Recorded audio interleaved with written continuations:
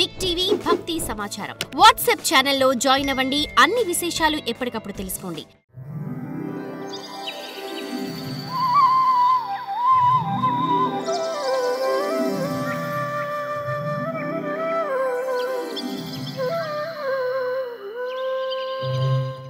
పద్దెనిమిది అనే సంఖ్యకు సంకేతమే జయం.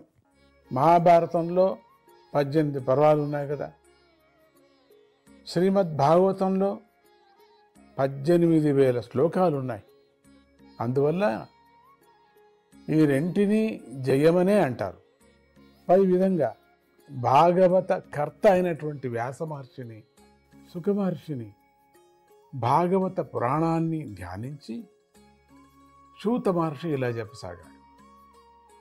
ఓ మహర్షులారా, మీరు లోకాలకు మేలు చేసే శ్రీకృష్ణుడికి సంబంధించిన చక్కని ప్రశ్నను అడిగారు.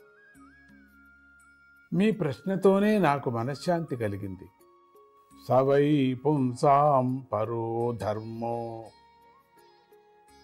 యతో భక్తి రతోక్షజే ఆహైతుక్య ప్రతిహత యయాత్మా సుప్రసీదతి వాసుదేవే భగవతి భక్తియోగః ప్రయోజితః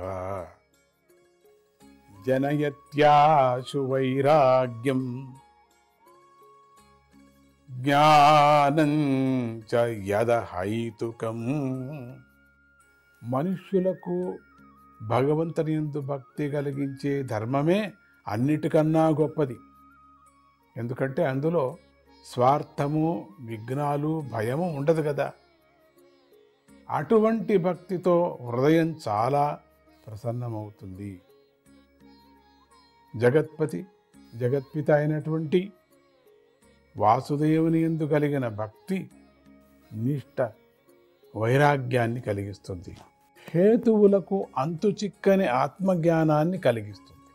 ధర్మాన్ని చక్కగా ఆచరించేటప్పటికీ అది మనుష్యులకు భగవంతుని కథలయందు ప్రీతిని కలిగించకపోతే వారు చేసిన ఆ ధర్మాచరణ కేవలం వృథా ప్రయాసంగా, పరిశ్రమంగా మిగిలిపోతుంది. పరిశ్రమం చాలా శరీర శ్రమం కూడా అంటారు దాన్ని. పరిశ్రమం ఏదో కర్తవ్యం చేస్తున్నాను అనే విధంగా మిగిలిపోతుంది అంటున్నారు. ధర్మాన్ని చక్కగా ఆచరించినప్పటికీ అది మనుషులకు భగవంతుని కథలయందు ప్రీతిని కలిగించకపోతే వారు చేసిన ఆ ధర్మాచరణ కేవలం వృథా ప్రయాసగా, శరీర శ్రమగా మిగిలిపోతుంది అన్నాం కదా. చాలామంది చేస్తూ ఉంటారు, చాలామంది పఠనం చేస్తూ ఉంటారు. భాగవతం ఎన్నో మాటలు చదివాను అంటారు, చదివించాను అంటారు, భాగవత పారాయణం అయింది మా ఇంట్లో అంటారు, మాకందరికీ మోక్షం వచ్చినట్టే లెక్క అంటారు, మేమంతా వింటున్నాము అంటారు. వింటూ ఉంటారు కూర్చొని. ఎక్కడో జ్ఞానము, ఏదో టెలిఫోన్ల మీద జ్ఞానం, ఎవరో వచ్చిపోయే వాళ్ళని దృష్టిని చూస్తూ వాళ్ళ మీద జ్ఞానం. మరి పౌరాణికుడు పురాణం చదివేటప్పుడు వాడి యొక్క చేష్టలను గమనించడం ఒక అపరాధము.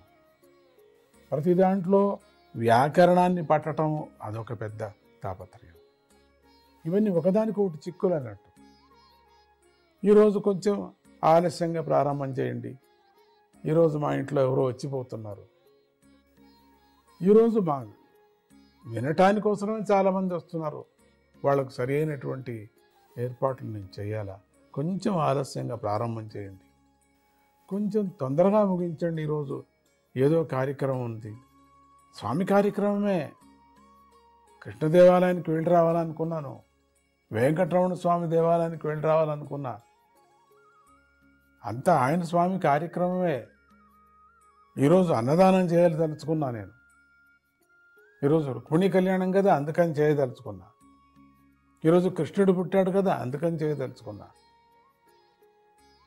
ప్రతిదీ కూడా ఏదో ఒక పరమాత్ముడి సమాచారమే చెప్తూ వాడి మీద భక్తి కానీ ప్రేమ కానీ లేకపోతే ఏం ప్రయోజనం? ఎన్ని మాటలు భాగవత శ్రవణం చేసినా, ఎన్ని మాటలు పారాయణం మన ఇంట్లో పెట్టించినా, ఎన్ని పుస్తకాలు, అన్ని భాషల పుస్తకాలు, భాగవత పుస్తకాలు మన మన ఇంట్లో ఉన్నప్పటికి కూడా ఏం ప్రయోజనం? వృథా ప్రయాసగా శారీరక శ్రమగా శరీరం ఎట్లా శ్రమ అవుతుందో గాలిని గుద్దినట్టు, గాలి గుద్దుతాను చూడండి, బాగా రెండు ఏట్లు పెట్టాలని గుద్దంటే ఏమవుతుంది? అట్లా అయిపోతుంది. అది కేవలం శ్రమలాగా మిగిలిపోతుంది, ఆయాసం అయిపోతుంది. భజన చేసి చేసి చేసి ఆయాసపడి కింద పడిపోయినట్టుగా ప్రయోజనమే ఉంది. దాని జతకు పరమాత్ముడి యందు మనస్సును లగ్నం చేసి ప్రేమగా ఎప్పుడు మీరు ఆ భక్తితో మీరు చేస్తున్నారో అదే నిజమైనటువంటి భాగవతం శ్రవణం అనేటిది. ధర్మం యొక్క ప్రయోజనం ఏమిటి? మోక్షం. ఏంటి? ధర్మాన్ని ఎందుకు ఆచరించాలా మనం? దాని యొక్క ప్రయోజనం ఏమిటి? చివరిగా ఉండేటువంటి ప్రయోజనం, రిజల్ట్ మోక్షం. అదే కదా ముఖ్యం మనకు కావలసినటువంటిది. కొంచెం కొంచెంగా మెట్లుగా అంటారుగా, కొంచెం కొంచెం స్టెప్ బై స్టెప్ అని అంటుంటారు పిల్లలు. అట్లా ఒక్కొక్క మెట్లు దాటుకుంటూ వెళ్ళాలి. ఇవన్నీ ధర్మాలన్నీ కూడా ఒక మెట్లులాగా దాటించుకుంటూ వెళ్ళి చివరిగా కలిగేటువంటిది మనకు ఇంత కష్టం కాదు. ఇది ప్రేమతో చేసేటువంటి ఒక తపస్సు. దాని ప్రయోజనం ఏమిటండి? మోక్షం. అర్థం అనే పురుషార్థము. ధర్మానికి ఫలమే అయినప్పటికీ అది యోగ్యమైన ఫలం కాదు. అంటే మోక్షమే ధర్మానికి యోగ్యమైన ఫలం.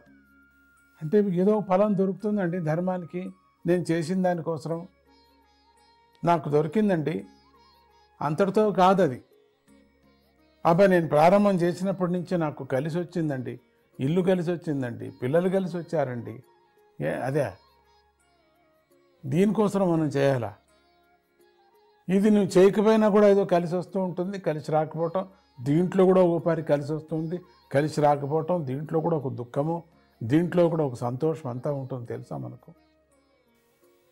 అందరికీ బాగా అనుభవంలో ఉండినటువంటిదే కదా. మనకు అనిపిస్తుంది ఎంత దేవతాభక్తి వాళ్ళకి అయింది, కానీ ఈ దేవతాభక్తి లేని వాడికి కూడా అయిందే అనిపిస్తుంది మనకు అప్పుడప్పుడు. అందుకని ఇక్కడ జరిగేటువంటి ఈ ధర్మానికి యోగ్యమైనటువంటి ఫలం ఏంటంటే, మనం ఏదో చిన్న చిల్లరదంతా అయిపోతుంది అనుకోకూడదు మనం. ఏమండి, ఈరోజు నేను కోటి సహస్రనామం చేశానండి, అందుకని నాకు ఫలం కలిగిందండి. సహస్రనామం చేయటానికి ఇదే మూలమైనటువంటి ఒక ఫలం ఏదో ఒకటి కలిగింది. లాటరీ తగిలింది, పిల్లవాడు ఇంటికి వచ్చాడు, ఇదే లాటరీ ఉంటుంది పోతుంది. పిల్లవాడు వస్తాడు, మళ్ళీ పెద్ద అయిన తర్వాత వెళ్ళిపోతాడు. ఇది ఏదీ కాదు, తాత్కాలికమైనటువంటి ఒక సమాధానాలు. నీకు ఏమొచ్చినా కూడా నువ్వు ఇల్లు కట్టుకోవచ్చు, నీకు ఆరోగ్యం కావచ్చు, లేకపోతే నీకు పిల్లలు కలిసి రావచ్చు, తప్పిపోయిన పిల్లగా రావచ్చు, మీకు సంతోషమే.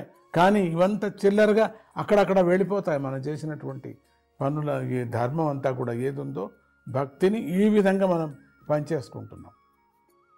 లేదు, దాన్నంతా కూడబెట్టుకోవాలి. ఇది మనకు వద్దు. వచ్చినా కూడా దాన్ని అటువంటి సందర్భం దీనికి అనిపించుకోకూడదు. దీనికోసం చేశాను, దీనికోసం వచ్చింది అనుకోకూడదు. ప్రతిఫలాపేక్ష లేఖనే చేసేటువంటిది. నాకేమొద్దు, నేను చాలా భక్తితో శ్రద్ధతో నేను చేస్తున్నాను, పఠన చేస్తున్నాను. ఆ స్వామి మీద ఉండేటువంటి ప్రేమ అభిమానము నాకు కావాలి. భక్తి శ్రద్ధతో చేసేటువంటి శ్రద్ధలు లేకపోతే ప్రయోజనం ఏముంది? భక్తి శ్రద్ధ లేకపోతే ఏం ప్రయోజనం? ప్రేమాభిమానం లేకపోతే ఏం ప్రయోజనం పరమాత్ముడి మీద? అందుకని ఇవన్నీ చేరుతూ ఉంటూ మొత్తం మనకు ఇంకా కావలసినటువంటిది మోక్షమే ధర్మానికి యోగ్యమైన ఫలం అని చెప్పారు.